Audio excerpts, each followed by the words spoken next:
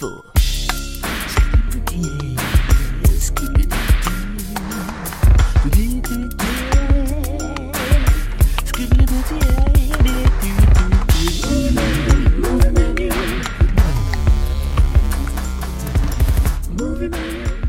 We are Movie Menu Reviews, your Prevengers to Avengers Endgame.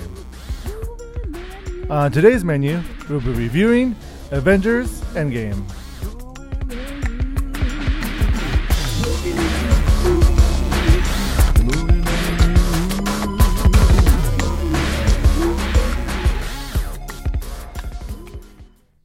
Thank you so much, ladies and gents. I'm Dan Muñoz, host of Movie Menu Reviews, your weekly movie news and reviews podcast. We are back from hiatus, back from our break, back from...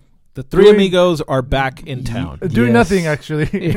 Absolutely nothing. No, I'm just kidding. So we are happy to be here. I'm happy to be joined by my co-host, Mike Stan. Yay! Hello, I'm here. Mike. Hi. Welcome, Mike. And my other co-host, senior panelist, Z. Oh, that sounded weird. Okay.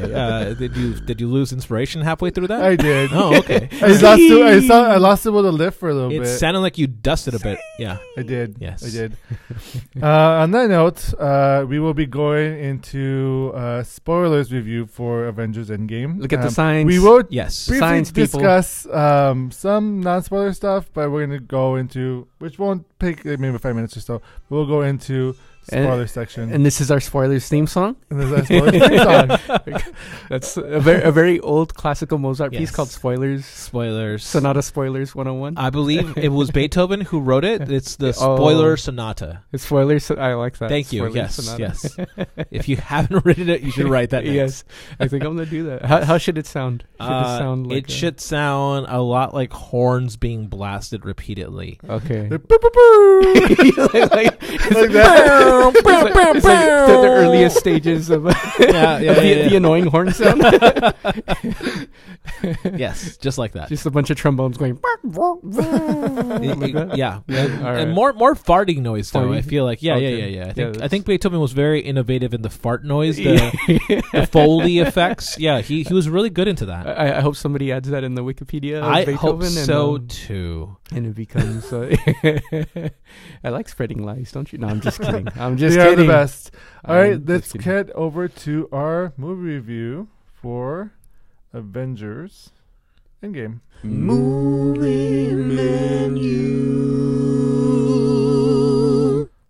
All right, so the movie we're reviewing is Avengers Endgame, directed by Anthony and Joe Russo, written by Christopher Marcus and Stephen McFeely, based on the characters by Stan Lee and Jack Kirby. Here's the plot.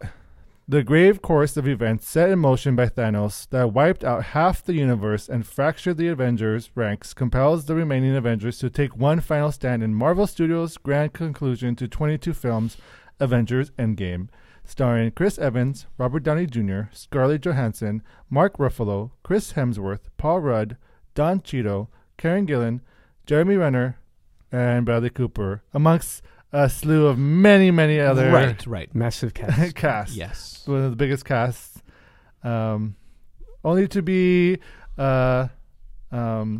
combated with Game of Thrones, which is also today. yes, that's true. It is. Which we will not be doing a spoiler. No. That. We're not talking about that today. We're not talking about Game of Thrones. Yes. But we're talking about Endgame. Yes. So all right, guys. So let's first give our ratings about this film. Sure. And then let's go into how we felt about this film before we go into spoilers. Okay. Yourself. I can do that. So go ahead and give your rating, Z. Yeah, I think that this movie is without a doubt 100% a dine-in if you have stuck through all the 22 films in the past. However, if you're like a very soft fan, there will be, you have to watch it, I feel like, because you will undoubtedly be spoiled. But I think part of the journey of 22 films is that you've invested a lot of time into it. So if you've watched all those 22 films, you'll get a lot more out of this movie than, say, somebody who hasn't. So, for example, I took my mom, and she really kind of got a little confused. So that's what I mean. It's like I feel like this movie is really good for those fans, but otherwise you might struggle with it. Actually, I took my mom to see it too. This is the thing that we do. We should just go. We do kind of like always take our moms. Yeah. But my mom really enjoyed it, and I'm going to give it a dine-in as well. 100% dine-in. Yeah. I will say there are issues with this film. But that's more spoilery than anything else. So we can talk about that when we get in there. Right, we're just talking about our raw thoughts to begin with, and how we felt about it. Though I felt like a combination of what they did with the past 22 films, I thought they did a really good job with this film. Yeah, totally. Mike? Yeah, I'm gonna give it a dine-in as well. And yeah, I think I admit that I haven't seen all 22 films. I didn't even know there was that many. Get out of here, Mike. Pretty amazing. You are fired. It's 10 years. I was like, actually 11 years now. I was like, there's like 5? Yeah, I'm just kidding. But yeah, I didn't see all of them. So like, I mean, it's still a dine-in for me, but I'm sure there are like plenty of references in there that went over my head. That's exactly what I mean. Is there's a lot of references in this movie that require your investment. Now, does that mean that you're not going to have an enjoyable time? Mike, did you still have an enjoyable time? I enjoyed it. See, there you go. And to be honest, it doesn't really matter what we say, because the movie, its opening weekend, made already $1.2 billion. Billion. The majority of you guys have already seen it, which is why we just figured, why do a spoiler free when we could just do a spoiler review. But to be fair, let's be very, very clear. A lot of those are a lot. No, we're not spoiling just yet. But I'm just saying is a lot of those are repeat viewings. Like, for example, I watched the movie twice. Once in regular standard definition, and then the second time watched it in IMAX, because this movie was filmed in purely IMAX. And not IMAX 3D though, right? Not IMAX 3D, yeah. But you watched it in... I watched it in standard 2D, 4D with 3D glasses, and then IMAX 3D. So how was 4D? I highly recommend it. Okay, yeah, it does look like this will be one of those really enjoyable ones. Mike, how many times did you watch it? I seen it one time. There you go. So which explains a lot of who we are as our. Well, yeah, exactly. You're the hardcore fanboy. I'm I'm a fanboy, but like I'm like still kind of like very critical of it. And then Mike over there is just your critical. And then Mike over there is just very layman. In layman's terms, yes. Sure. Okay. Would you disagree with that? I'll take it. Okay, fine. That's fine. I don't care. I don't care to argue. Okay. But I think as far as like talking non-spoilers, let's just say this: this movie is not the trailer. I think that's the first thing we should really like point out. This movie is not the trailer. The trailer itself, as Anthony and Joe Russo came out and said, have a lot of lies in it, and I'm really, really appreciative of them too, because they really held the fort so well. Like this movie, the Avengers were initially Joss Whedon's territory, and then the Russos came in and said, we can take over, we can do what we want to with it.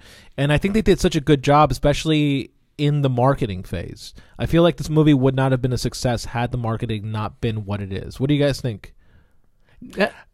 I feel like it still would have been a great success, whether with the marketing or not. But I do appreciate the fact that that they set that up in Avengers Infinity War, where they showed us fake trailers, not fake trailers, but fake scenes that was in the trailer. Yeah, totally. And now, like, I was very like, what's really going to be in the film, what's not going to be in the film, and I appreciate that, because when you go in not knowing what to expect, I feel like that makes the film experience a little more enjoyable. I feel like trailers nowadays have done a disservice to the movie-going experience, and I felt like this was a smart marketing technique for us fans. Mike, what did you feel about the marketing? No, I agree with you. I think it was great, and I did see in the interview that the whole story wasn't really given to some of the actors. Yeah, so it was like purposely trying to avoid actors from accidentally spoiling anything to the public, which I think was a wise. We're looking at you, Tom Holland. Spider-Man. Which, by the way, I did read a very quick portion of one of his interviews, and he did kind of spoil a little bit of it. Oh, he did? What did he? Yeah, he just said it says what, can you tell us anything about it? And his response was, I would, but I don't understand quantum physics. So like you would really need a good background in quantum physics to understand where this movie kind of goes into. And I think I appreciate the fact that they don't really talk a lot about. They go into it, but they don't really invest a lot of time going in. Like, it's not like a Christopher Nolan movie, for example.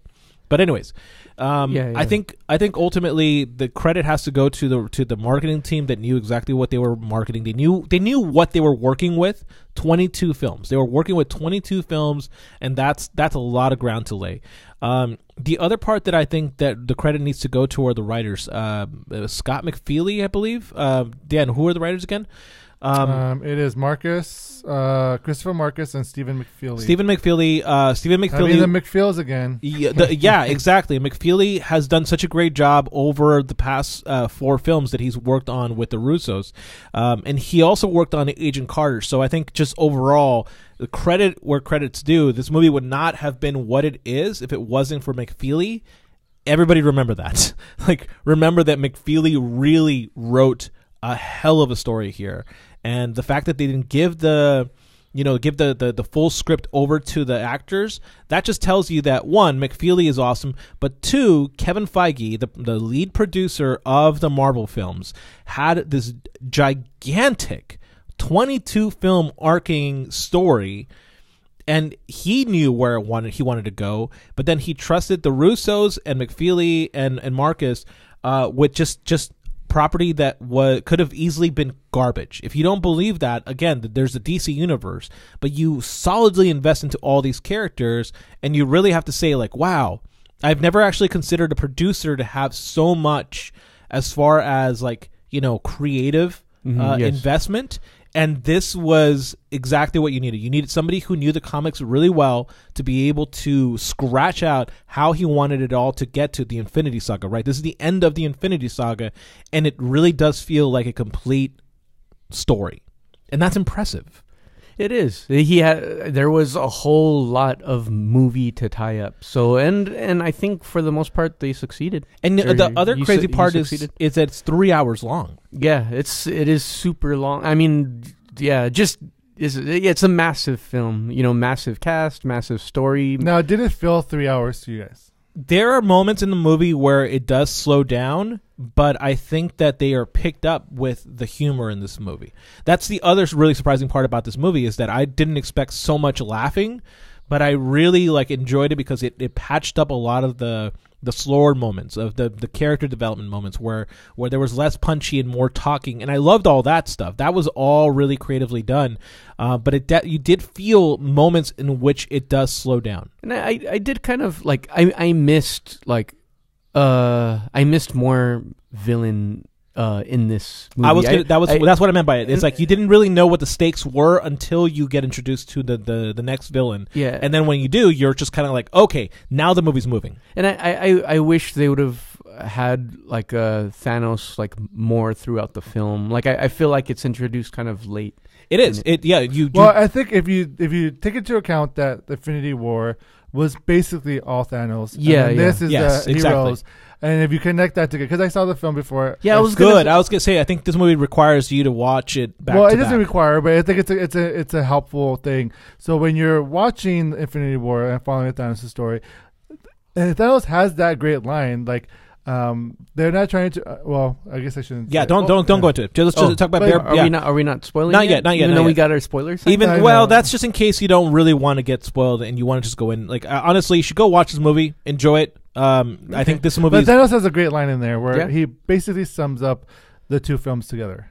Okay. Yeah, but as far as non-spoilery discussions, I think that this movie had a lot of ground to cover, and I think that because we're invested in the relationships between all the core 6 Avengers, and there's some peripheries that show up. Obviously, we have Rocket Raccoon, we have Nebula. All those relationships really are foundational, and I really, for me, part of the journey of this movie was in the first Infinity War. So Infinity War, you have all these dualities, right? It's you have to choose who you sacrifice. That's Infinity War, where you have Thanos who throws off Gamora throws Gamora off the Soul Stone Full brick, mirror. yeah, and he sacrifices her, and then at the very end of the movie, you had spoilers for Infinity War, and then at the very end of the movie, you have Vision and Scarlet Witch, and Vision saying, I'm sacrificing myself, please do this, please do this. So you had a lot of that those moments of sacrifice there, and this movie really focuses more on the relationships and whether or not somebody is willing to sacrifice themselves. And that, I think, again, that's what makes this movie that much more complete from the arc of the Infinity War to where we're currently at in Endgame. So I just think overall, like, being able to do that was fantastic in 3 hours. And I felt like the movie was more like 2 hours. I didn't actually feel it as expansive as it was. And again, that has more to do with the fact that the pacing is helped by the humor. Did you guys have to go pee in the middle of the movie? Everyone wants to know. Did you wear a diaper? I actually no. I ate a lot. All right, here's what I did. I prepared by eating a lot of salty things. It was like you were running a marathon. Yeah, pretty much. I mean, I literally made sure that I was like eating food that wasn't gonna make me want to go to the bathroom. So like, salt will dehydrate you. So I may have dehydrated myself. I kept going to the bathroom right beforehand. I went like maybe 3 or 4 times. Yeah. Because I got to the movie theater like an hour, and I'm like, I'm just gonna go. And then as the trailers were playing, I'm gonna go for one last time. Right? Yeah, I think there's a moment where at the very beginning of Act 3 where you get a scene with a lot of water, and that's where I was like, that's where I gotta go. Mike? No, I didn't go at all. This is funny. This is the only movie that makes you like ask the question: did you have to go pee in the middle? Yeah, well, there's many of those, but I think overall, right? Like, I think this movie does engage you. I think that's what you want to hear, right? It's like, does this movie engage you? Does this movie make you make feely? Then yes, it does. I actually like. It's funny. The first time I watched it, I was like in spectacle mode and just watching it, and then the second time, I was tearing up and crying in several instances of the movie. Like, it was just like, wow, like. This movie really does have a lot of heart, and I didn't expect that out of a superhero movie. Yeah, agreed. Yeah. Well, I mean, of course, I expect that out of a superhero movie, but this movie does have a lot of heart, and there were a lot of significant sniffles throughout some scenes. Yeah, in the audience. You guys. So what is it that you guys want to spoil? No, we'll get there. We'll get there. Yeah. Okay. So are we ready? We should just since Mike is kind of like urging us to get there. Yeah. So from this point on forward, we're gonna now talk about spoilers review. Yeah. Should you play some music to cue us in here? We good? We could do. Do you want me to do the? You could do the transition. We can do the brr brr brr brr. Movie menu. Yeah, that works. Okay. Thank you. Yeah. So we are now in the spoiler section. Officially yes. Look at the signs. I will keep pointing at the signs. You have been warned. Well, if you're listening to us, you can't see the signs, but we're warning you that we're now officially in the spoilers. Use your mind's eye. Spoilers. Spoiler. Just letting you guys know. Spoilers. All right. So So let's talk about. First of all, let's talk about the first half of the film. Let's talk about the Sure. you're talking about. Okay, let's talk about the first act, because one of the great things about this movie is that it is in fact, and it's crazy that the Russos were broken up. They really do have a first act, second act, third act. Yeah. The first act is where you get the full presentation of what happens after the snap, and I think the part that really drove what I was like, am I going to expect something? I'm going to get something. And the fact that it starts off with Hawkeye at his ranch and him losing his family and him losing his damn mind. It's a great setup. It's a great setup because it brings you back into the world, and it reminds you people were lost. And not just people who are like these superheroes, right? Spider-Man, okay, whatever. But what was... Hey, don't downgrade Spider-Man. No. But that was a big loss for a lot of people. But hear me out. But what was Spider-Man to Iron Man? That he was his like de facto son? Okay, but it wasn't his real son. And when you see Hawkeye lost in that smoke, you realize this man has now lost his family. And I immediately engaged with Hawkeye. So the fact that they seriously, there was a lot of jokes about Hawkeye in the last movie. Where's Hawkeye? This is where he's at. And it starts off with him losing all of his family. And that was a great way of introducing it. Yeah, and such a small amount of time to just like let you know the true impact of what Thor had accomplished and how much it damaged the world. Yeah, and it's like I immediately felt for Hawkeye, and I was like, what if, right? Like, what if you were and you look back and all of a sudden your whole family, poof, gone. Yeah, they did a great job setting up this like. Would you call that like post-apocalyptic? I guess. No, I wouldn't go post-apocalyptic, but I would say it's probably like pre-apocalyptic. Okay. But anyway, so then it moves on from there to the next scene, which is you see Iron Man in space. Right. And then Nebula. Nebula. And what you see, and I think again, right, part of what the Russos had to accomplish was get us engaged and make us care. Nebula didn't have a huge part in the Guardians. I mean, she had a small part, but it wasn't like a huge arc. In this movie, you saw her learn how to win something without being punished. And you got that right in the beginning. You see that Iron Man is way more compassionate as a father figure for Nebula than Thanos ever was. And that's the reason why she shifts her loyalties. In those few seconds, you get a lot of what the character arcs are going to be, because you see that Iron Man is sacrificing a lot of himself just to make sure that Nebula sees the next day. So you get to see that scene. And I don't know, what did you guys feel about like that entire like again, this is like... Well, it's amazing how like very little words were used in that scene, but it was very telling of their characters and by the way, what they were going through. Yeah, this was just a cold open. This wasn't actually the movie per se. This was literally just the prelude to the story, because then you get like the pre-show. Yeah, exactly. Then you get to see Captain Marvel show up, save them. You see the impact of space on a Terran, on a human. And I love that, where you can see like Iron Man just being frail and vindictive and he was out angry. for 22 days. Yeah. Which, by the way, that's a reference to all the movies. Which it's a side note. I want to mention how awesome the practical effects were in terms of just like making people like look sick, making them look old, and making them look fat, and making them look young.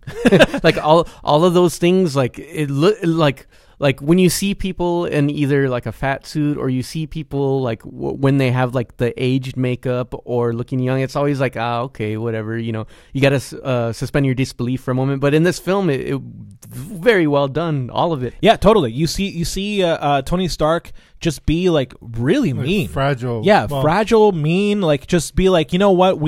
I needed your help, Cap. I had told you all about this. He rips off the Iron Man. Yeah.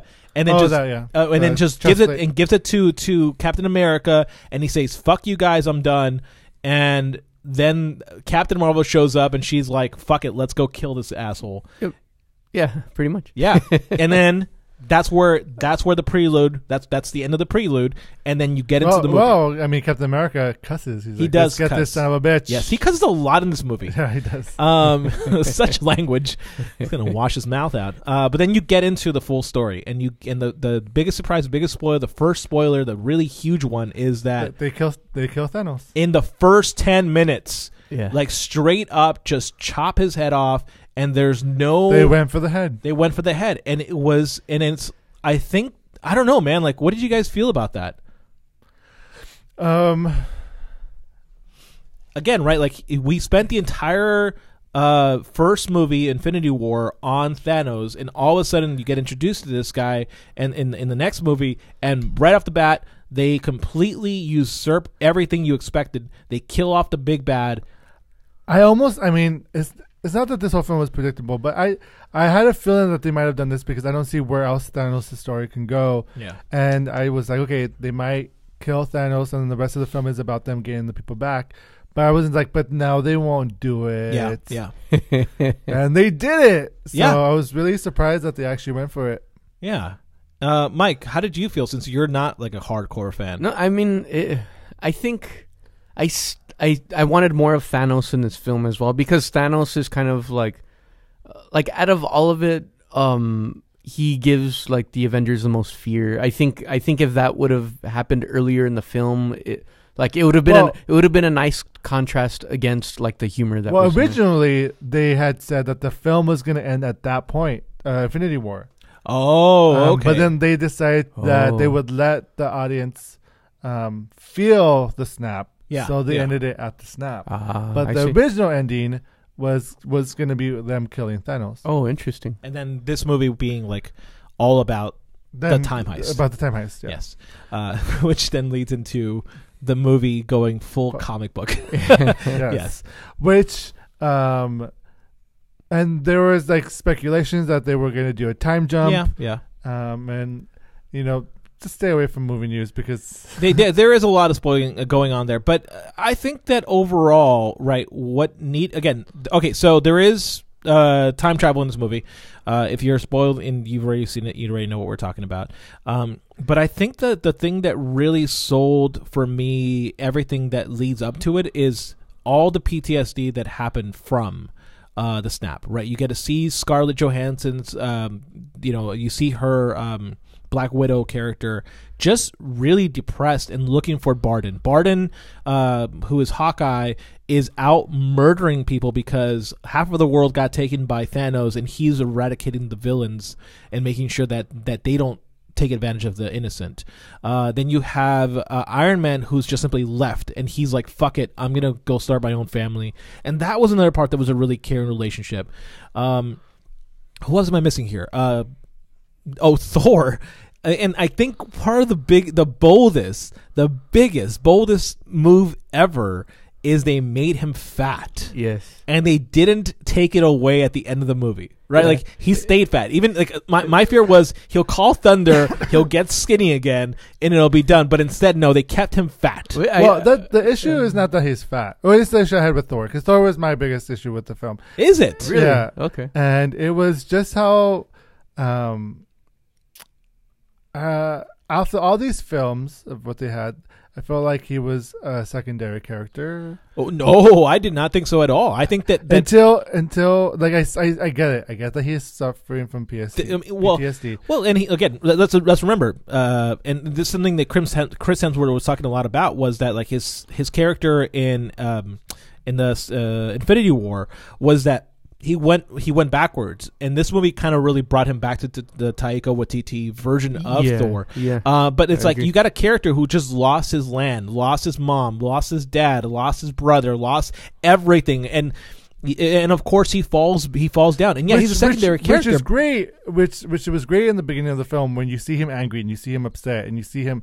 But when it gets to him to drinking the beer and then being silly and being almost too comical. Oh, he plays the dude, and I loved every second of it. I mean, I enjoyed it, but I'm like, is it really Thor? Yes, no, it absolutely is Thor. If you're into the comic books, you know that I know there's a storyline. Unworthy Thor is a huge thing. But he was still worthy though. Sorry, Mike, go ahead. No. I was gonna say that's a good question though that Dan is saying because I think there already there were different Thors that already existed. If you compare like the first two Thors to Taika Waititi's third Thor, Thor Ragnarok, which completely which completely shifts the character to almost like this like comic relief type character. And then but I think Avengers Endgame basically solidifies Thor into the Guardians universe. I think as Guardians of the Galaxy. yeah, exactly. Yeah, which I thought was a great yeah. So which was my issue was just when they introduced Thor again, and then up until his mother. After he sees his mother, then he goes back to being a more. Then I'm back on Thor's train again. Yeah, but it was just the whole. I don't know. Wacky like the do. Yeah, he is. They definitely like it. The comic he relief is the punchline. The comic relief with Thor is definitely over the top. And it is kind of like. But see, here's the thing, right? And that goes into the second act, whereas like they're preparing for the time heist, but it's like literally they're trying to explain quantum physics and how to time travel. You needed that, and I feel like that's for me where I was like, okay, I'm okay with this because Thor is the punchline for everything. And Scott Lang. Scott Lang's also the punchline for this movie. No, I think Scott Lang was perfect. Scott Lang has never changed. He's always been the same from when the first Ant-Man to Ant-Man and the Wasp. Yeah. But he's also he's really like charming and endearing, and it's fun. J.J. Soda says he didn't like Fat Thor. He understands what they were trying to do, but he was just a joke, and I really wanted him at his best, and I think he wasn't. That's exactly what I was going with. That was my issue with the film was this Thor storyline because I feel like he is one of the strongest Avengers. And, no, he thinks he's the strongest Avenger. No, I mean he from Thor Ragnarok afterwards. I mean even Infinity War when he came in, he like kicked a lot of people's asses. That's true. He came in to save the day, so he is powerful. Yeah. But see, here's the thing though, I'll ask JJ and I'll ask you this too. Underutilized. Yeah, but I'll ask JJ and I'll ask you this question. How interesting is Superman when nothing affects him? He's not. And that's kind of the point. Thor is essentially a Superman, right? No, but I'm not saying that he not to effect. The effect is there. It has been there. I'm saying about making him all all silly and. But ultimately, there is okay. Well, and this is more to do with the fact that the Russos talked about this. So this is in their discussion of Infinity War. Infinity War was a movie of two people. It was about Thor and it was about Thanos. And the entire journey of Thor in the last one was told. So this one, you had to see him break down. Like, so yes, I know. I think it's how they handled the breakdown. I think that was probably one of the best fat suits I've ever seen. But it was great. I really enjoyed it, and I'm glad they didn't solve that at the end either. I was glad he remained. Eat a salad. Eat a salad. And he was still badass, even though he was wearing the fat suit, or if he was Fat Thor. It was great. I just thought. They should have. I wanted more weight on him. There was more weight, more metaphorical weight, and less literal weight. Yes, no. The literal weight could stay there as the same, but more metaphorical weight. Yeah, I think that's what this movie was missing. It was missing that heaviness. That let's just keep doing it because we got it. It was it was missing that it was missing that heaviness that Thanos brought to the film, and I think that, which is another reason why I wish that he existed in more of the first and second half. I don't think it would have worked though. No, I don't think so either. Because I felt it at the very end when Thanos does show up. You feel it. You feel the weight, and you feel the army and everything coming. Oh, absolutely. But in between, it's not even about Thanos anymore. It's about the heroes doing the time heist, which I feel like it would have taken away if Thanos was following them throughout the time. Exactly. I think so too. I don't understand, and then I wouldn't even know where that would begin. Like, how would that happen? Yeah, I think you needed Thanos to come in that second act, because especially at the very end of the act, because you really need to understand that, like, they are taking. Oh, so the story goes that they go into the past to recover the stones. The Hulk discovers that they need to return the stones, otherwise they'll screw time up. So what did you think of Hulk? Let's talk a little bit about the Hulk. I liked it. I thought that it was a little silly, but it was also silly. But I think I liked the fact that I could see the actor through the CGI. So for me, like, it was more of like he was silly, but he was also Bruce Banner. So it was kind of like still that silly character with the addition of the Hulk. But I honestly, I liked him. I think he was more support in this movie than anything else. Yeah. The one thing I nitpicky, I didn't like how Banner was ashamed of Hulk. Like, there's that scene when they go back to New York and Hulk is smashing and you see Banner go like this, like he's covering his eyes, he's embarrassed. I kind of wish that Banner could have controlled both sides, and like let himself let loose when he's Hulk. And part of me says that I feel like they really I mean, it's not even me just saying they really kind of reduced his character a lot, because even if he is was a smart Hulk, or I forget what the Professor Hulk, that's his title in the comic books. It's like I still needed to see I wanted still to see the Hulk smash, be the Hulk, which be like the Hulk that gets mad and gets stronger, and it's like you see a character that falls apart. Which I feel like they did in for this film. They used the characters who are super powered, and they really minimize their roles in this film. As a device. So both Thor and Hulk, right? And Captain Marvel. Yeah, Captain Marvel. Captain Marvel had her own solo film, and she was like the most powerful person in the MCU that wasn't really utilized until the until the beginning, until the very, very end as well in this film.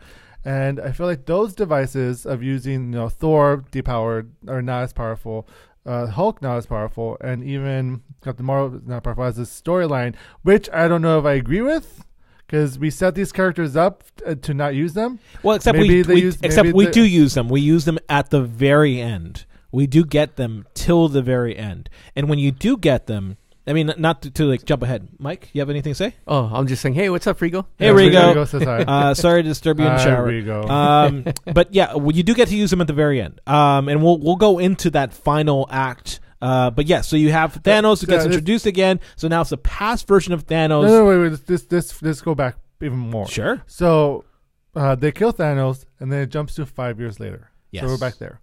And we see Captain America in a support group. And then, of course, I think it's Joe Russo who does a cameo. Russo, yes. I've actually met Joe Russo. Really nice guy. Yeah.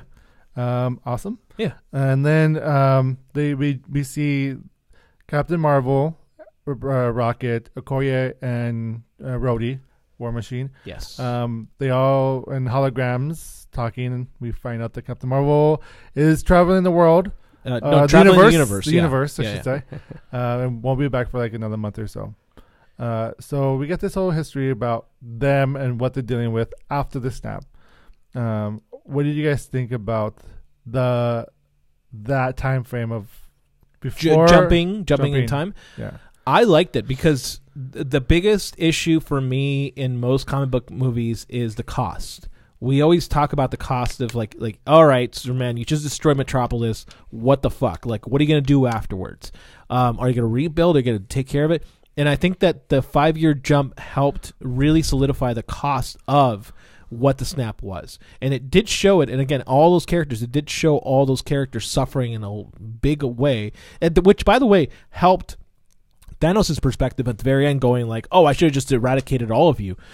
So I think that actually really did help really kind of like convey that this actually meant something. My biggest issue with Age of Ultron is that it wasn't an Age of Ultron. It was literally a 2-week Age of Ultron. And in the comic books, Age of Ultron takes place over 5 years. 5-10 years, where Ultron takes over the world and leaves the world in disarray, and then time travel happens. In this movie, they really went for it, and they said, you know what, let's keep the comic book thing where 5 years actually happened, and it shows you what the cost of the snap actually was.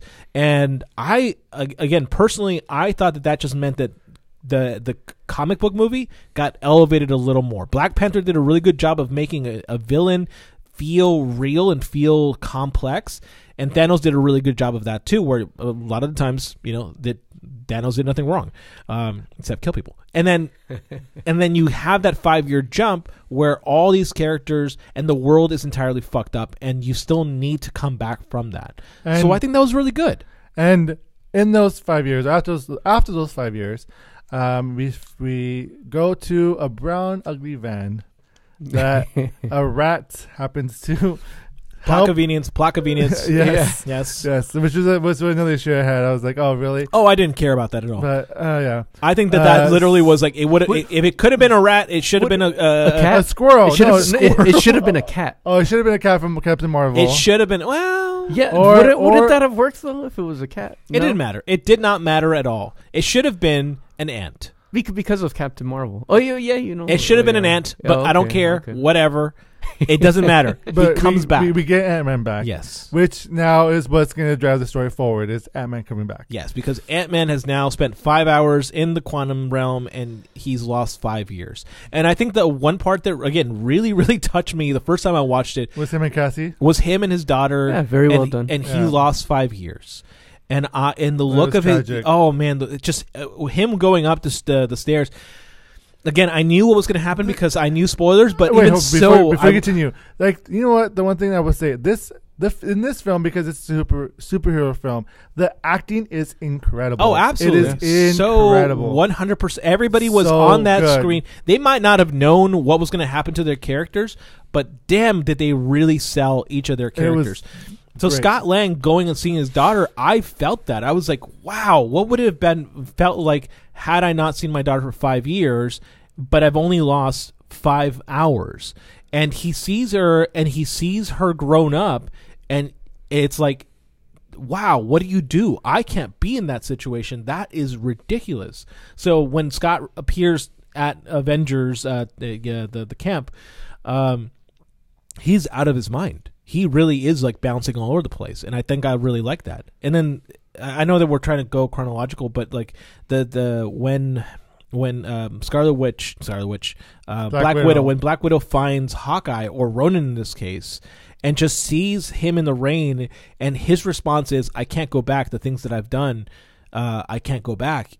I really feel for him. Like, I really feel for the guy because, again, we've now seen his journey. We've in again 15, 30 minutes, we've seen the journey of Hawkeye, and he is a man who has fallen so damn low that he can't even look at himself anymore. So it's like part of the reason why this movie works is that all those feelings are there and they're heartfelt.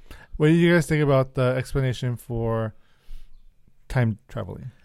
That Back to the Future is bullshit. So, Mike, which is one of your favorite films. I'll go into my physics rant. Well, so it involves the very end spoilers. If you guys, we are literally spoiling things, Mike. All right. So they make a point that first they make a point that like the present you're in, once you leave it, it's now become your past, which is fact. And then you're going into like basically that past, which now becomes your present, is now your new timeline. Correct. Now, because of all of that, wouldn't that make Captain America in a completely different timeline? No. In fact, no. So, all right. So, so there is a split in the timeline. They screw up time. They screw up time in two ways. One, Loki takes the Tesseract, the space stone. Yeah. And he travels out. So that's one timeline. However, he's on the same timeline, so it just means whatever times they go back. So in the first jump, which they all go on, it happens where he takes the space stone, and it's the same timeline that Thanos then jumps into the future. That is one timeline there. They haven't created multiple timelines. They've only created one timeline, one split timeline. In that future, Thanos doesn't exist, which means that Loki has then the ability to do more, which is what they're going to make a TV show out of. Oh, okay. Yeah. So they're actually going to show what happens. Plus. Yeah, exactly. Oh, interesting. Okay. Now, to spoil and jump all the way to the back of the movie, Captain America returning back and reliving all that time, that's not a split timeline. In fact, if you watch Winter Soldier, you never find out who Peggy marries. They omit that information, and so theoretically you can say that nobody ever knew that he had come back. He was just living in disguise, and so he lived a full life with Peggy. And that's. But he also jumps back, and he misses his time. Right? I'm sorry. What do you mean? Doesn't he? They say that he missed his time window. Yeah, because he took the thing off. So he lived the entire 70 years with Peggy, growing old. At the very end, he did not actually fuck up any time at that point. That's the same timeline they're currently in. So the main MCU timeline for that remains the same. Nothing got changed. Because if you look at Peggy had Alzheimer's. She forgot things. So realistically, he lived his full life with her. And when she started to go, he knew when to leave, because that's when Captain America returns to be at her deathbed. And so the timeline remains the same. There's no breaking of timeline there. The only timeline breaking is when they all go back at the same time. So does that fit in as far as time travel? Yeah, that actually kind of fits. It's kind of crazy that they did a really good job of explaining time travel in that way. Okay. Yeah, and the fact that they all return to the present, nothing gets changed, because again, that is their present. Nothing actually gets remodified. Nobody comes back. Nobody gets killed off.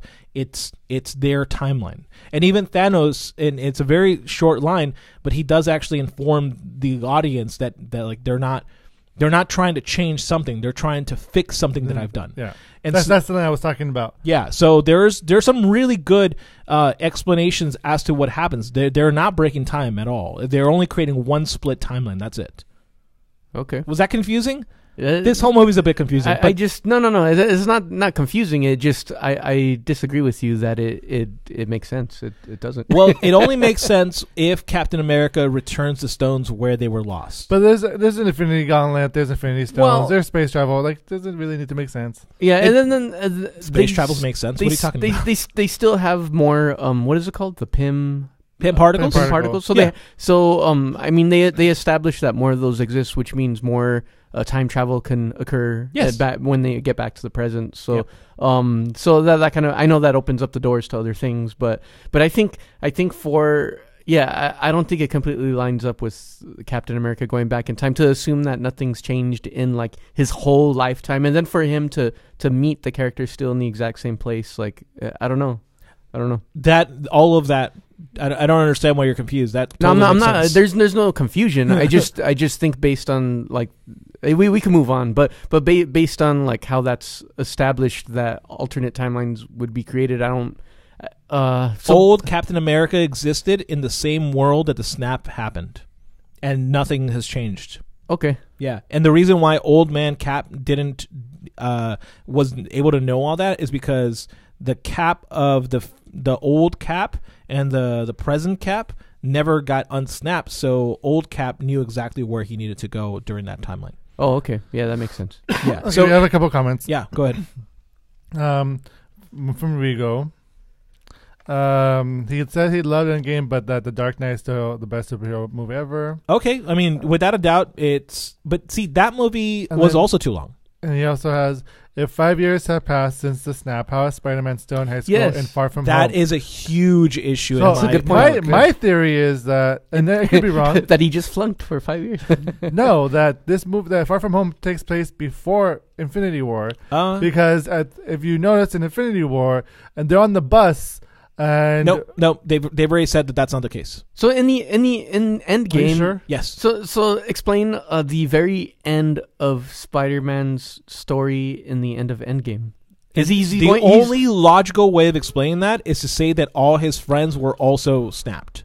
But but I haven't watched it, so I can't really say. But that's the only logical way of explaining that. Okay. Is that his best friend and Mary Jane or MJ were all snapped, and they all became dust. And so when they go back to high school, they're going back to high school, but they're the same. They're going back 5 years later. Yeah. Like continuing. Are you where they looking to left off. verify? Dan, trust me, that's been verified. I'm looking it up. Okay, he's looking it up. But yes, I do. That is one of my biggest pet peeves in the movie is that you see. I think they could have gotten away with losing that because it caused so much confusion. I think it would have made more sense had Peter Parker seen his Aunt May. Oh, that would have made more sense to me. Aunt May was a little bit older. But that would have been really cool to see that, but instead they showed him in high school, and it just makes no sense. I agree. It doesn't make sense, but it only makes sense if you say that they all went dusted.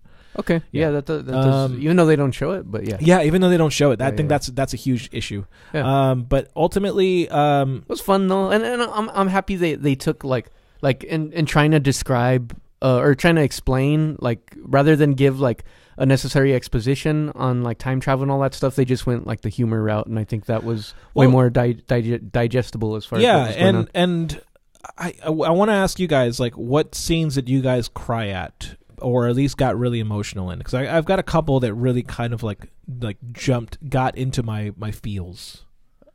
Well, let's talk about Black Widow and Hawkeye. Yeah, so the time heist, right? So the time heist happens. They all go back in time. Which is just, let's talk about the time heist in the sense, like, how awesome was it that they went back to the films? I think that's what I mean, is like, if you're a really hardcore fan and you've watched these movies repeatedly, we got to see in this movie some of the behind the scenes things that we didn't see. Hulk going down the stairs, hilarious.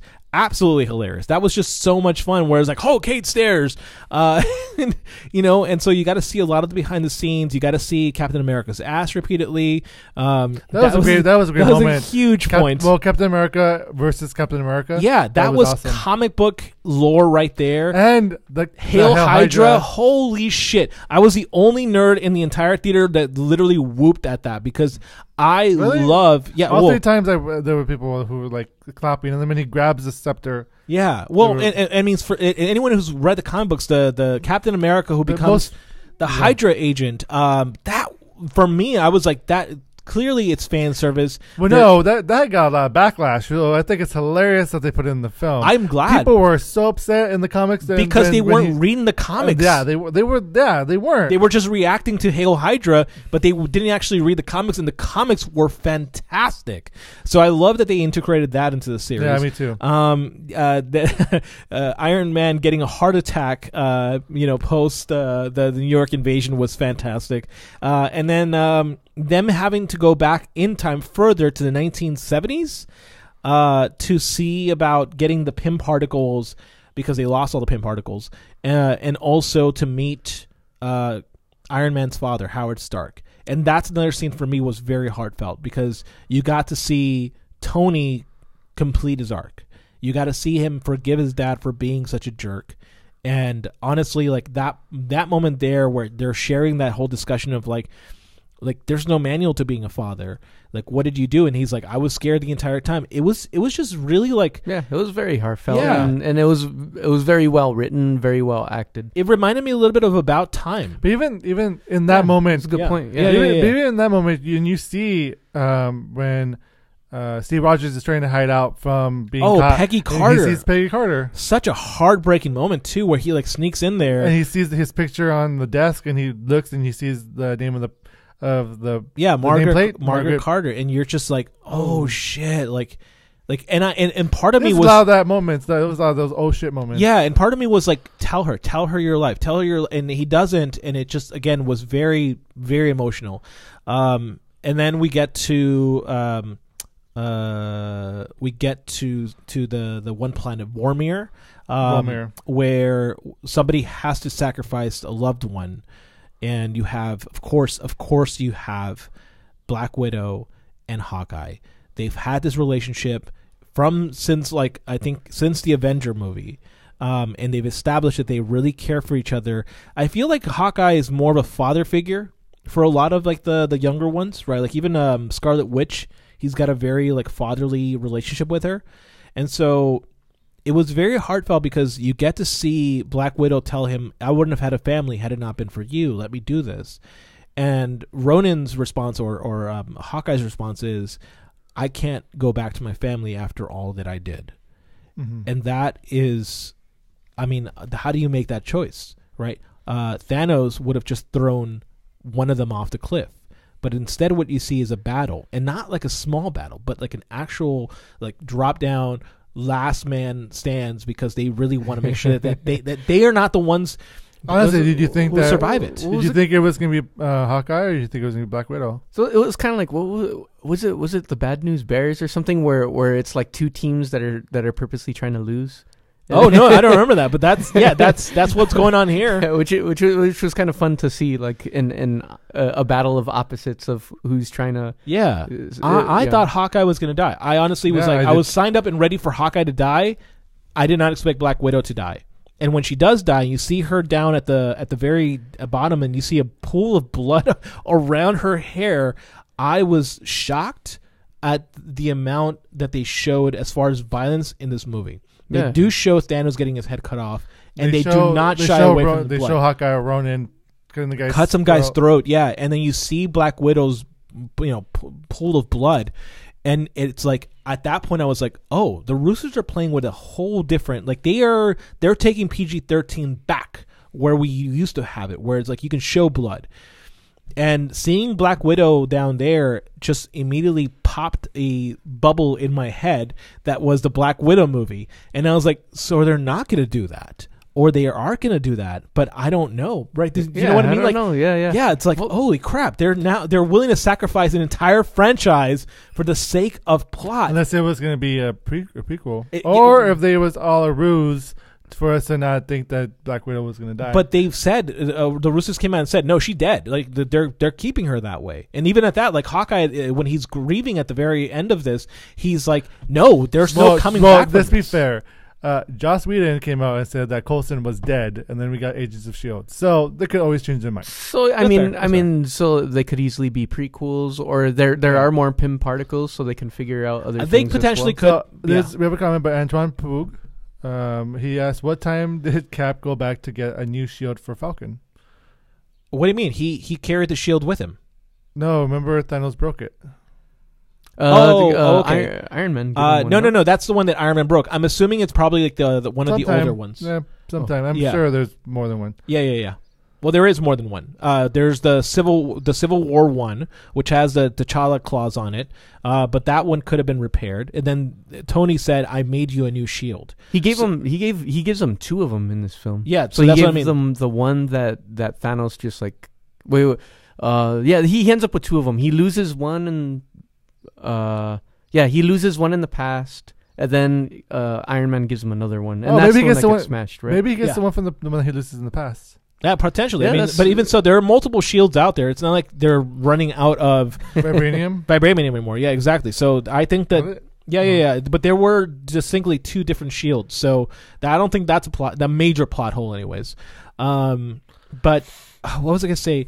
Okay, so can we get into like the really cool shit? Because I think we're running short on time. Yeah. Sure. Yeah. So basically, what happens is that they travel back, and they travel back with a false nebula. Yeah. And Nebula. Oh wait, I mean, how funny was that? Guardians of the Galaxy.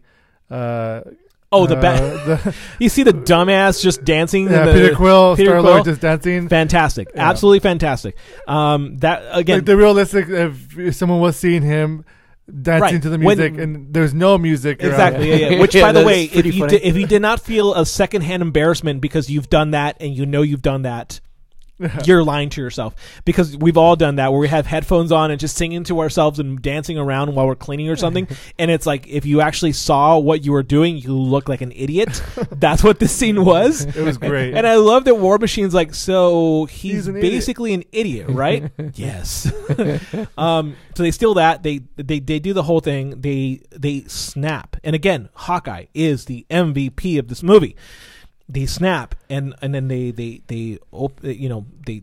Hulk is smashed and completely fucked up. Can we give Black Widow the MVP, because she basically sacrificed her life at this point? She did. But then you see Clint's phone ringing, and it's his wife, and that's the part where I really teared up, because my thought was, holy shit, what is he going to say to her? They named his son after Natasha. That's a hard conversation to have, and you could see it all in his face.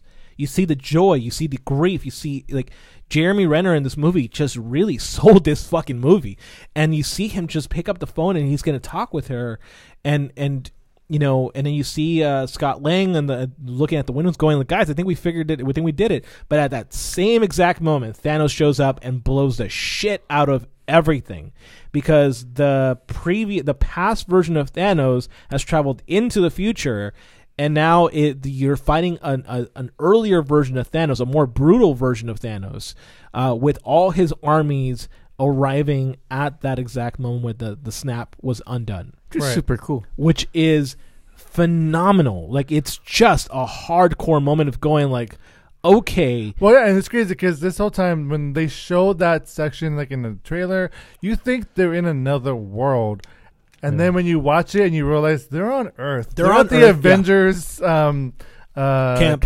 Yeah, it was pretty crazy to watch. Yeah, and so you see the three amigos. I love it because in the soundtrack, the track that plays when Iron Man, Captain America, and Thor are looking and walking towards Thanos, the title is Tres Amigos. Oh. But hold on, before that though, we do see like Rocket panicking. Oh, dude, I was suffocating with him. I was worried. Rhodey, gears malfunctioning, Ant-Man knocked out, Jeremy Renner trying to get the actual gauntlet knocked into a tunnel. The Iron Man gauntlet, we should say. Did you guys feel like everyone was dead as soon as you saw it rain? I thought that Power Rod, you're fucked.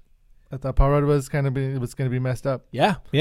I was. But then when I watched it again, you see as soon as he gets blown, you see him turn small. Yeah, he does. Which is who? I'm sorry. Power Rod. Ant-Man. Yeah, Ant-Man. Really subtle. Like I didn't notice the first time, or I don't even think I noticed the second time. But when I saw it in IMAX 3D.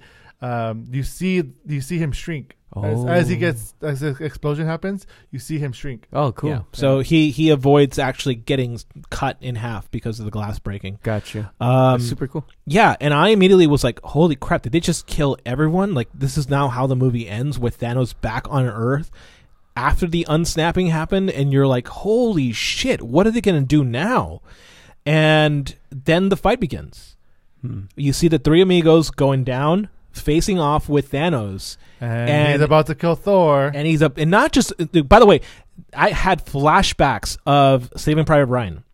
that moment in Saving Private Ryan where you have the one Nazi killing the Jewish American soldier, and the knife goes into his heart. Do you guys remember that scene? Yeah, it's like been ingrained in my head. Thanks, Steven Spielberg, because it was such a brutal scene, and you see the axe cutting which is into Stormbreaker, which is Thor's axe. Yeah, Thor's axe. Now we forgot to mention that. I mean, but if you're spoiled, you already know this. He gets the other hammer, Mjolnir.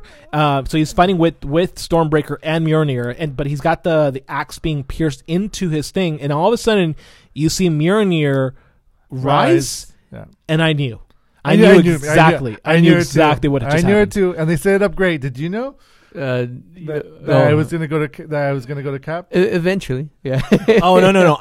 As soon as I saw it, I remember. Me too. My fiance was there, and I literally started just slapping her, and I apologize for that because I was just so excited, going, oh, it's happening, Captain's gonna get Mjolnir, because again, if you have read the Hydra version of Captain America, this is what happens in that comic book. He picks up, because if you believe enough in yourself, you are worthy. And Captain America is so damn worthy of everything that he just picks up the hammer and smashes the shit out of Thanos and uses the lightning in ways that I have not even seen Thor do it. And it was so damn cool. And I was, but it's great because they set it up in Ultron. And they do. Yeah, when he's able to move it, and Thor gets all worried. Yeah, so it's like, and just for the record, you just finally. Yeah, for the record, I definitely teared up on the second time watching it because I was just, I don't know why. And I can't explain it except with the thought of You're a nerd. I felt pride. I felt proud of Steve. Pride. Yes, it was just pure pride because I was like, I'm so proud that you were able to do this. Fictional character. So then you see that battle happen between Captain America is using the shield again in the hammer in ways. He throws the shield. What does he do? And he throws a hammer. The impact, the sonic boom pushes Thanos forward. He punches. It is great. Exactly what I wanted to see in an Infinity War. Amazing. And it lives up to that moment. But then Thanos breaks the shit out of his shield, throws the axe, and then you see Cap on the ground ready to be murdered, basically. And then Thanos. You wait for him to say, "I could do this all day." I know. I was like, he's gonna say. But he does not say. I think after he says it, when he's in the past and he's like, "I know." I don't think he wants to say it again. I think so too. And then Thanos is just standing there, and all of a sudden he's talking about I'm gonna look forward to murdering this entire planet because you've just done this to me. And then he says this has never been personal. Yeah. Every time he's done this, it's try to make balance and blah, but he's gonna personally enjoy destroying our stubborn little planet. And you see all the Thanos' children appear. You get to see the biggest army. I forgot the T'Challa. I forget what they're called. The Chitauri. The Chitauri. They show up again. Then you have all the little the 4-armed beasties. Or the space rats, I think that's what they call them. Space dogs. Yeah, the space dogs show up, and you're Captain America facing off with Thanos and his whole army. And again, read comics, guys. That's a scene in the comic books. And again, I was just so thrilled just watching that happen. At the same time, I was like, "You dead? You're gonna die. We've signed up for this." I was like, who's going to Captain America? I'm thinking that Captain America is going to die. Are you kidding me? I was like, he's going to die an honorable death. He's not going to give up. He'd never give up. Yes, exactly. And then you hear Sam, and Sam's on your left, which I was just. Oh, there's so many feelings that happen during that scene. That's great. Because then you see the portals show up, and the first person who walks through. Of course, it's going to be the Black Panther. Okoye and Shuri. Yeah, and exactly. And you see then all of them opening up, and then you, again, I don't want to spoil. I mean, obviously we're talking about it, but it's that moment in which Cap shouts out, "Avengers," takes the hammer, assemble. That I literally again, a wave of emotion came up. Well, we were all waiting for it. Waiting for it. But before you jumping ahead. Oh. So as the portals open from Doctor Strange, you get all the characters that have been in the MCU. They've seen the movie, heroes. So yes, I assume they know. Yes, but you see how amazing each one is collectively shown, and to have a spotlight and is amazing just to feel and just to witness and to be a part of. And your theater, I'm sure your theater was going crazy. Oh, without a doubt. I was, the first showing, I was screaming. The second showing, I was quiet, listening for the screams and tearing up. Because once more, and again, I can only say it as pride. But in this case, when that's happening, part of me is like, I'm proud because I'm an Avenger. And that's so stupid. I get it, guys. I know how stupid I sound. I actually don't think it's stupid. Because we have spent 11 years watching these movies, investing into these characters, that moment where you see them all walking and they got their game faces on. I mean, you see fucking Howard the Duck in the field, and you're like, if he's fighting, I'm fighting. And you're like, this has been 10 years in the making. I have invested this much time in there.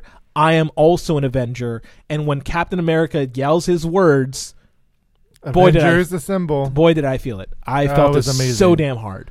It was great. Yeah. And I was, again, tearing up because I was very, very proud of fictional characters. You wuss. I'm just kidding. I was the same. I was in tears. Yeah. And I was... it was just so well done. I saw it 3 times, and every single time I was whooping and hollering. Yeah, and it's like, then all of a sudden you get that football scene, and it's so good. And then let's talk about the Lady Avengers. The Lady Avengers, which by the way, okay, fine. I'll jump into my critiques on this one. That's a huge issue for this movie. We have a female Avengers moment, which is awesome, but this movie does avoid a lot of the female. I mean, obviously you have Scarlett Johansson's character, but you really don't see a lot of focus on the women. You see a lot more focus on the men. And so I was glad that they had that scene, but at the same time, it was like, you guys should have invested more time. So I think, I'm hoping we see a correction. This is like the moment in which a correction happens, but I do want to see more. I want to see more women Avengers. Captain Marvel was awesome, but at the same time, it's like, I want to see more of that. I want to see. I think they are. You think this is a setup? Yes, I think it's a huge setup. I think they have, over all the 22 films that they brought back, a lot of the badass female characters, even Pepper Potts. Yeah. Oh, Pepper was in there, and I was really happy to see her. And then, that's not easy for me to say. I really don't like the actress. And you know what's great is that, honestly, Captain Marvel is so powerful that they didn't have to show any of those ladies, but they wanted to showcase them to show us as an audience that they do have powerful women in their universe. Yeah, that's cool. And I was like, fuck yeah. Yeah, no, that was really, really cool. And then, of course, Captain Marvel shows up after they rain fire on everyone. We skipped that. Actually, Captain Marvel comes before that part, but yeah. Oh, she does, doesn't she? Yeah. But yeah, that entire sequence was really badass. And I love the moment where Iron Man talks to Stephen Strange and asks him, is this it? And he tells him, if I tell you, it won't happen. It won't happen. Yeah. Because at that point, if you're paying attention, you know that means he's going to die. And that moment where they're fighting over the gauntlet, Thanos, Captain Marvel, they're fighting over the gauntlet. Thanos grabs the Power Stone, knocks the shit out of her, puts the stone back in, and then Iron Man shows up and he removes the stones. Well, Thanos has that line, which he says at the beginning of the film, I am inevitable. I'm inevitable. Yeah. And well, yeah. Tony Stark has. Well, yeah. But in that moment, he snaps and he's like, I'm inevitable. He snaps. He looks. He sees that he doesn't have the stones. And at that point, you see that Captain America has the stones. Not Captain America. Sorry. The Iron Man has the stones in his gauntlet and he's powering up. And I don't know about you, but the first time I watched it, I was like, oh, no. Yeah. I really did oh, shit. It was a great look by it was great acting done by Doctor Strange. He does Benedict Cumberbatch does this look, and it's like, oh, he's like telling him, you do what you got to do, but you're gonna die. That's basically what he says in that look, and then Robert Downey Jr. he gives a look like, I know, okay, I'll do it. But you kind of see that just in their facial expressions. Yeah, and I was like, yeah, that was well done. No, that was incredibly well done. And I'm gonna look up here because I did send it to somebody, but it's like in the first Avengers movie, and Dan can see it, but Captain America and Iron Man have this discussion of, you're not the guy to make the sacrifice play, and he makes the sacrifice play. And then Iron Man in Avengers 1 tells him everything special out of you came out of a bottle, and Captain America holding the Mjolnir shows you that he's in fact, worthy. He's worthy. He's everything special about him is that he's honorable. And the fact that you see Iron Man taking the stones, knowing that he's about to die, snap and kill off all of Thanos' army. Oh, you missed the most important part. Right. He says, I am Iron Man. Yeah, and I am Iron Man. Like, he's like, right. Thanos goes, I'm inevitable. Which is the end of the first film that he does. And I am Iron Man. And he snaps it, and he kills everybody, but he also kills himself. And then that led to another sequence that led me to tears. The funeral. No, that moment with Peter Parker and Peter's like we did it, Mr. Stark, we did it, and then Pepper's behind him pulling him off, and Pepper like sits down with him and she tells him in full tears, "We're gonna be okay." And you can rest now. You can rest now, but he's already dead, and it's like that moment, and they kept the camera on Iron Man really a long time there. He's in like blood, and he's like burned in half his body, and they did that in the best manner way to show you the full emotional impact of a death. They didn't just cut to other people. It was him. He made the sacrifice play, and you're seeing him die. And as an audience that's seen a lot of as a person who's seen a lot of American movies that don't often show dead bodies, I was impacted by that because I was glad that they did that. Yeah, it was very well done, and I think there's a lot of like lead ups to his death. I mean, very very very, just based on the trailer, there's already that assumption that he's gonna go, and then there's that wonder like are they just trying to mislead you? But just in the conversations that go back and forth between Captain America and Tony Stark. Just those conversations where it's like whatever it takes, and then there's that and again it's this film is very well acted where you get that look between Captain America and Iron Man when he says like whatever it takes. It's like you're probably gonna have to sacrifice yourself, and this is it's all in the looks. I thought it was very well done. No, it was very well acted, and like again, right, part of good storytelling is show don't tell, and there's a lot of showing in this movie. No, and then for sure, and I think that's the moment where like it really did crush me because it's like you see the impact again. Once again, you have the moment where Captain America yells "Avengers Assemble," and it's that moment of pride, and then you see Iron Man dying, and it's that moment of really feeling like I've spent 10 years with you. I've watched you, Robert Downey Jr., really grow into being a much more mature actor than he was when he was younger. And it's like that character just dying really was quite impactful. Yeah, it was very well done. Yeah. Do we have any comments? Not any different. All right. So what I want to hear is just if anybody out there, like, what was your impact on that? Because I feel like that was, I really was deeply impacted by that. You do get the funeral after, and it was just so like heartfelt seeing all the superheroes out there just kind of like watching and honoring Tony's heart. Yeah, the proof that Tony Stark has a heart. So cool. So cool. Which is from the first Iron Man movie. So that's another thing. Like, because this is the culmination of the Infinity Saga, this is the ending of the past 22 films that they had prior. It's a great callback to every single thing that they've done. And I thought they did a great job with this ending.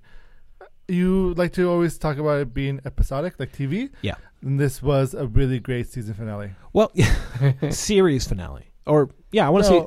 I think... season finale. Yeah. There's going to be more after. There's going to be more after this. You're right. No, I agree with you. And the movie didn't feel episodic. The movie felt like a good 3 acts, and it does a really good job of kind of like showcasing all these different qualities that we've grown to love. And this is a good movie to end the entire season on.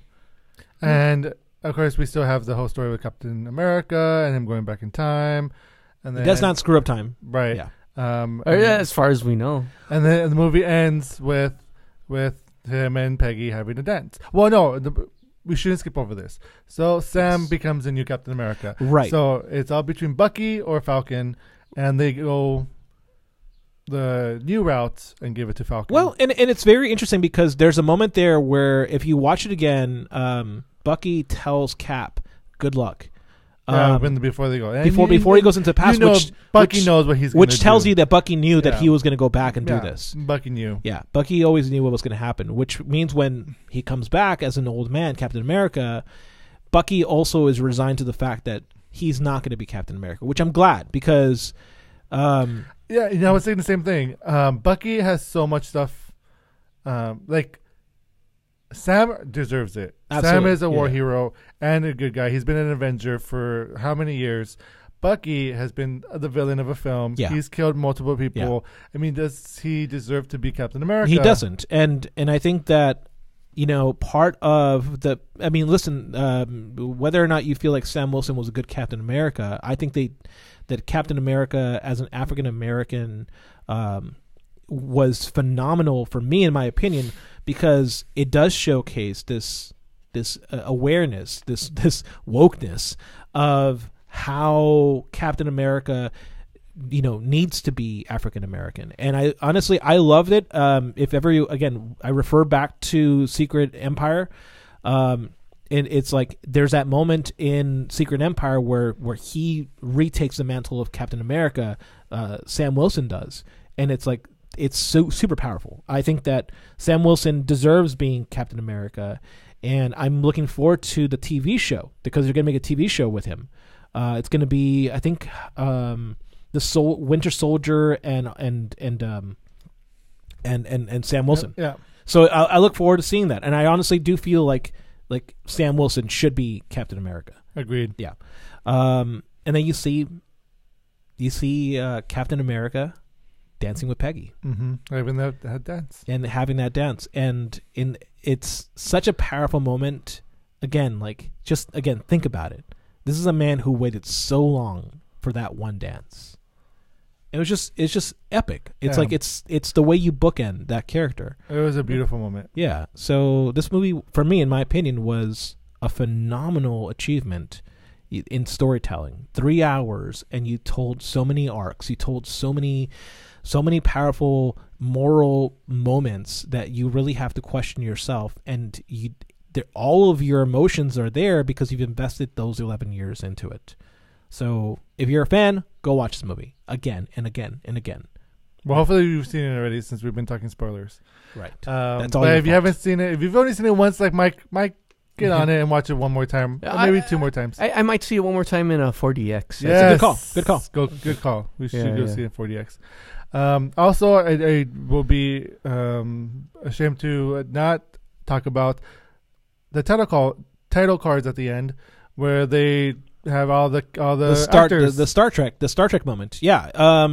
So that's actually I thought that was a nice also little send off to everyone. Yeah. What's curious is that Kevin Feige, and maybe people have already heard of this, but Kevin Feige is a huge Star Trek fan. And at the final Star Trek movie with all the original cast, where they all left the movies, they had these title card sequences where they had the signatures. So again, Kevin Feige, amazing that he was able to really build that much of a generation that when it has those title card sequences with the signatures and you see all the little clips of the older stories, man, that was super cool. You know what? Something though that we didn't bring up.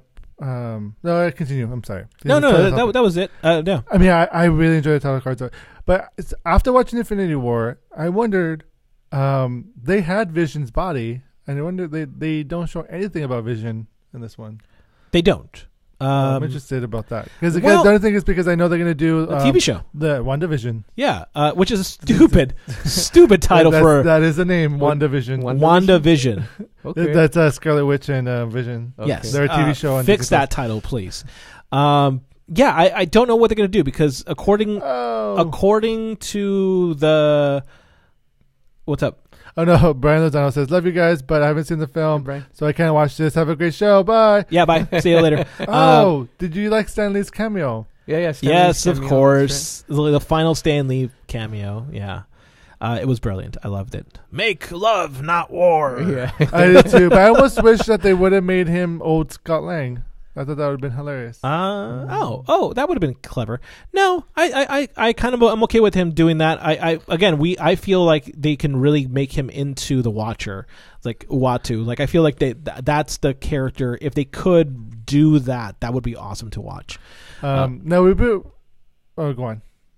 No, that's pretty much it. So my next question now is, now that we have the culmination of this film and moving forward with Phase 4, yes, who would you want to see in your new lineup of Avengers? Okay, new lineup. I think Captain America and Winter Soldier are definites, but I think the next big thing that they need to do, and I'm hoping Kevin Feige does this, is introduce the Children of X. They're talking about like the Children of Adam, the right. X-Men. X-Men. And I'm just really hoping they can do something really interesting with that, because then you would have a full integration of the Avengers. So I don't know. Like I definitely want to see Wolverine on the lineup. That's for sure. But you really need a lot of story to get there. Yeah, this do more realistic. Like not including X-Men or Fantastic Four. Who from this moving forward? Who would you like to see in the lineup, Mike? I may be alone in this, but I'm just looking forward to seeing more of Doctor Strange's story. I'm just very interested in it. So like that's separate from the Avengers as a whole, but I've always been interested in that character. So I think I probably enjoyed that film more than you guys did. I enjoyed it more now watching these movies. I've enjoyed his character a lot more. No, I enjoyed the movie a lot. And I was happy to see like Tilda Swinton again. Oh yeah, that was I just really there's so many great cameos in this film too. Yeah, like Russo, Robert Redford. Robert Redford, was awesome in this. Have the guys from Winter Soldier. Yeah, no, there were some fantastic cameos. But I think I agree with Mike on this. I think I want to see some Doctor Strange. I know it's strange, but it's not that strange. You see Doctor Strange in the Avengers film. It's strange, but it's okay. But you know what though? Like part of me is like excited because I don't think they did a good job with Doctor Strange the movie, but I think they did a really good they did a good build of his character through the Infinity Wars and Endgame. Okay. Yeah.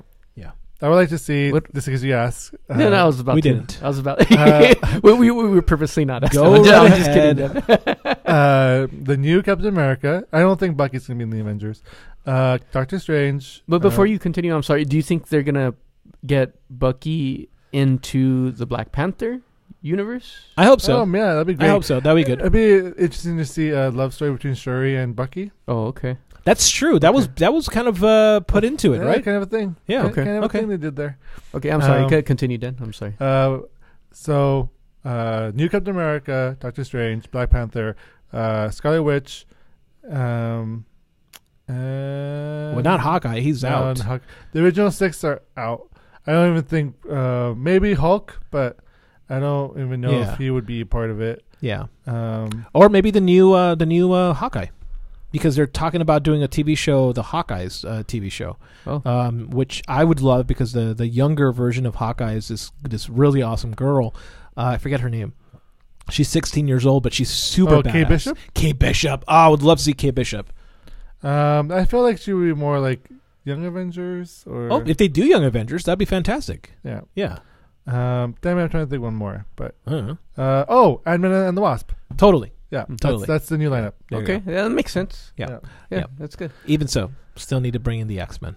Yeah, when do you think that's going to happen? No, so I do want to see. Yeah, it'll have to be a while before, because I would love to see. Even though the comics wasn't that great, but I still enjoyed it.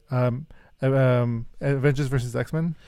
The comic book wasn't that good, but I feel like they could adapt it and make it really good. Totally, I think that the first. I mean, so they're going to take a pause. The phase 3. This is phase 3. This is the end of the Infinity Saga. They're going to end, and Kevin Feige said he's going to take some time to go back into the drawing room. I mean, like just imagine 10 years worth of movies. and it took a long ass time to get them done, and it took a long ass time to get them produced and actually financed. So he's going to take some time, go back into the drawing room, and they kept evolving because the original phases had Inhumans in them, right? And they got taken out because it didn't include Spider-Man, right? And now it did, and now it does, and now it includes the X-Men and also Fantastic Four. So that means that he's going to take some time to review and figure out where he's going to go with it. And so I'm hoping that he takes his time and then goes back and really integrates the X-Men into this series. The other really like little silly thing that I want to just throw out there is that Ronin / Hawkeye became John Wick. Disagree with me, because even the quote, right? So he's in Japan, I think, and it's like even the lettering is John Wick lettering. You're right. Thank you. No, there was no bouncy ball. It wasn't that. It wasn't that. It was just the lettering itself was all John Wick lettering. I agree with Z. I think they are kind of turning, and which makes sense. Like. It all makes sense. Does that mean that John Wick is an MCU character then? No, well...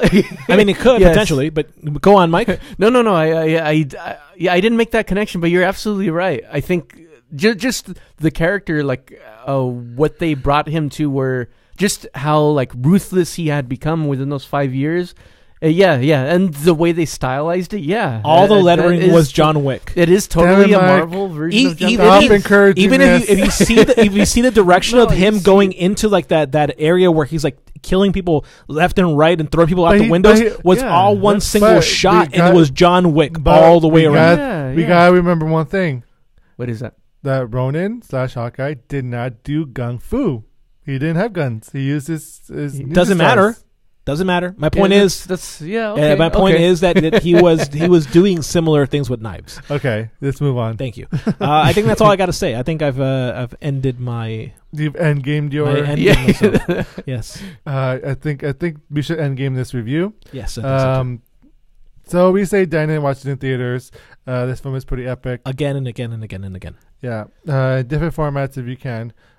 This film was filmed in IMAX, so that is probably the preferred way to go watch it. It's epic, and you should definitely watch in IMAX. And you know what? It is all in IMAX, because when I saw it in IMAX, there was no short cuts. screens or anything. Nope. The whole thing was filmed in IMAX. Yeah, I think this is the second movie filmed in all IMAX. And the funny thing is, when I saw it originally, so they talk about we didn't even mention this part, but that Thor goes with the new Guardians of the Galaxy and the Asgardians of the Galaxy. Yep. But there's a new Asgard that's on Earth. Yep, and that's in the comics too. Right, and Valkyrie takes over as a king. That was cool.